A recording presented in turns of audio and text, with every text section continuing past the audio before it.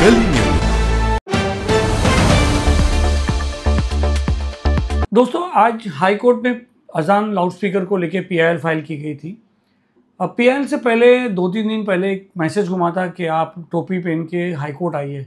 वो मैसेज आज जो है अजान के पीआईएल पे बहुत भारी पड़ गई है। कोर्ट ने लाउडस्पीकर पीआईएल के पेडिशन यूसुफ अंसारी जो पेडिशनर है उनके खिलाफ जो है 4 एफआईआर, एक्सटर्नमेंट जो कि तड़ीपार है और जो ऑडियो क्लिप जो वायरल हुई है उसको लेके चर्चा हुई। मैं आपको बता दूं कि आज जो हाई कोर्ट का जो ऑर्डर है चीफ जस्टिस संदीप वी मारने साहब का, तो उनके ऑर्डर में ये सारी चीज़ें लिखी हुई है। मैं मेरी तरफ से नहीं कह रहा हूँ, यानी कि उसमें सिर्फ ये लिखा गया है कि भाई कोर्ट में आज जो बात हुई है वो सिर्फ पीआई की मेंटेबिलिटी पे बात हुई है, यानी पीआईएल टिकेगा कि नहीं टिकेगा। अजान लाउड स्पीकर हो तो बात की बात है, यानी जो यूसुफ अंसारी का जो लोकस बोलते हैं, लोकस बोला जाता है कि लोकस का मतलब होता है कि किस अथॉरिटी से उसने फाइल किया है, वो लोकस को लेकर आज सवाल हो गया है। कोर्ट में जो है बात की गई। मैं आपको कोर्ट के ऑर्डर के हिसाब से बताता हूँ। मुंबई हाई कोर्ट में आज जो पिटिशन फाइल की गई थी उसमें पिटिशनर की डिमांड थी कि 24 मस्जिदों के लिए जो अजान है के लिए जो पर्पज से लाउडस्पीकर लगाया गया है उसकी इजाज़त दी जाए, वो भी प्रॉपर डेसिमल लिमिट के अंदर, जैसे कि कानून में लिखा है। ये इनकी डिमांड थी। अब जब मैटर कोर्ट में आया, लेकिन जब मैटर सुनवाई के लिए आया तो गवर्नमेंट के पीपी जो प्लीडर होते हैं उन्होंने कोर्ट के सामने कुछ सीरियस एलिगेशन लगा दिए। वो एलिगेशन लाउडस्पीकर पे नहीं थे, वो एलिगेशन अजान पे नहीं थे, वो मैटर जो है दूसरी तरफ चले गया। वो उन्होंने कहा कि सर ये जो पीआईएल फाइल करने वाला मोहम्मद यूसुफ अंसारी है, जो हज़रत ख्वाजा गरीब वेलफेयर जनरल सेक्रेटरी बताया है, उनके खिलाफ एक एक्सटर्नमेंट ऑर्डर पास हुआ है 16 मई 2025। एक्सटर्नमेंट ऑर्डर यानी तड़ीपार ऑर्डर पास हुआ है, यानी 16 मई 2025। इसके बावजूद वो मुंबई सिटी के अंदर इलीगली एंट्री करके 4 जुलाई 2025 को एफिडेविट के साथ ये पीआईएल फाइल कर चुके हैं। यानी जब तुम्हारे को जब यूसुफ अंसारी के नाम पे एक्सटर्नमेंट यानी तड़ीपार जो है वो मुंबई में तड़ीपार ही है, तो वो कैसे इस बॉम्बे सिटी में आके और पीआईएल की जो पिटीशन नहीं थी उसको कैसे फाइल कर सकते हैं। सिर्फ इतना ही नहीं, उनके खिलाफ आईपीसी कोर्ट के तहत आईपीसी के तहत 4 अलग अलग एफआईआर है। ये जो प्लीडर उन्होंने जज साहब को बताया। सबसे ज़्यादा चिंता की ये बात ये बनी कि मिस्टर अंसारी ने एक ऑडियो क्लिप सर्कुलेट की। ये कोर्ट का कहना है, उनके प्लीडर का कहना है कि एक क्लिप जो उन्होंने कोर्ट को बताया कि जिसमें उन्होंने 22,900 लोगों को कोर्ट में आने का बुलावा दिया, जिसकी वजह से लॉ एंड ऑर्डर का इशू हुआ, खड़ा हो गया। पुलिस को हाई कोर्ट के आसपास एक्स्ट्रा सिक्योरिटी डिप्लॉय करनी पड़ी।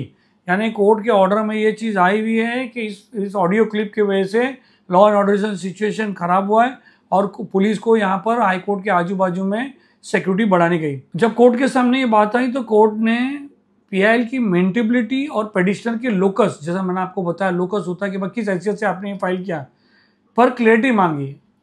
अब जैसे कि नोटिस इश्यू हुई है, ये कोई अजान के लिए नहीं हुई, कोई लाउडस्पीकर के नहीं हुई और किसी पुलिस को नहीं हुई, कुछ भी नहीं हुई। ये अभी हुई है इस मसले पे कि कोर्ट ने गवर्नमेंट प्लीडर को ऑर्डर दिया कि वो 2 हफ्ते के अंदर अपने ऑब्जेक्शन फाइल करे। ऑब्जेक्शन कौन सा ऑब्जेक्शन? जो कि यूसुफ अंसारी के ऊपर जो ऑब्जेक्शन है, जिसमें जो पिटिशनर है उन्होंने ऑडियो क्लिप वायरल किया, लोगों को बुलाने का दावा दिया, लॉ एंड ऑर्डर सिचुएशन खराब हुई और जो है 2 हफ्ते के अंदर जो ऑब्जेक्शन जो भी इनको था कि एक्सटर्नमेंट ऑर्डर था कि इनका तड़ीपार था, तो ये बॉम्बे में कैसे आए, तो इसके ऊपर एक रिप्लाई फाइल करने के लिए कहा है।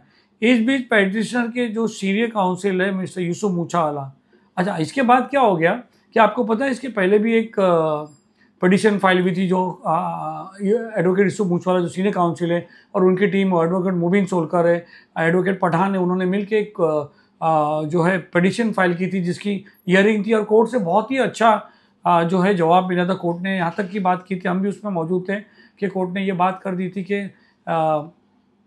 अजान से क्या होता है, थोड़ी देर से लाउड स्पीकर में क्या, बहुत अच्छी बात भी थी। अब ये पीआईएल आने के बाद पीआईएल मेंटेबिलिटी पे चले गई है। तो आज की तारीख में आज के पीआईएल में यूसुफ मूछावाला साहब ने भी अपना पक्ष रखा और उन्होंने कोर्ट को बताया कि भाई क्रिमिनल पिटिशन ऑलरेडी फाइल है जहाँ पर बहस हो रही है। अब ये होने के बाद अब थोड़ा सा इसमें ये हो गया है कि कोर्ट ने कहा है कि ठीक है आप रिप्लाई फाइल कराइए, ये जो मेंटेबिलिटी है ऑर्डर का इसको 2 हफ्ते में आप क्लियर कराइए कि ये जो है पिटीशन मेंटेबिलिटी थी, और वो जो पहले PIL सुनी गई थी वो PIL को जो क्रिमिनल रिट पिटीशन सुना गया था उस रिट पिटीशन को अभी इसके साथ लगाया जाएगा। यानी कोर्ट ने क्या किया कि अगली तारीख को 4 हफ्ते बाद जब आएंगे, जब स्टेट से सवाल होगा, इससे सवाल होगा, तो 4 हफ्ते बाद इनको ये जवाब देना है। ये जो उनकी भी फाइल थी, जो उनके ऑर्डर्स थे, वो इनके साथ अटैच हो जाएंगे। जो हमारी जानकारी के हिसाब से ये रिजॉइंडर फाइल होना था, 27 अगस्त को तारीख थी, तो आज या कल मेंशन होके उस बार में आगे बढ़ना था, मगर इस PIL की वजह से वो अभी इस PIL में ही अटैच रहेगा। तो दोस्तों ये था आज का ये कोर्ट में सिर्फ और सिर्फ इस PI की मेंटेबिलिटी पे बात होगी। PI पे मेंटेबिलिटी का मतलब है कि जो PIL जिसने फाइल किया है यूसुफ अंसारी, उसके लोकस, उसके ऊपर बात होगी, उसी के ऊपर बात होगी। उसके बाद जो है अगर सुनवाई हुई तो वो आगे मेंटेबिलिटी पे बात होगी। नहीं तो अगर ये PIL डिस्पोज हो जाता सिर्फ मेंटेबिलिटी पे कि यूसुफ अंसारी जो तड़ीपार एक्सटेंडमेंट ऑर्डर था उसके बाद बॉम्बे में आया, उसका लोकस के ऊपर अगर सवाल होता है तो हमने ये एडवोकेट से इंक्वायरी की कि जो क्रिमिनल रिट पिटीशन जो फाइल है वो बरकरार रहेगा, वो बरकरार रहेगा। मगर ये PIL को फिर शायद ये PIL सिर्फ मेंटेबिलिटी पे अभी इसका डिसीजन है। सलीम शेख, गली न्यूज़।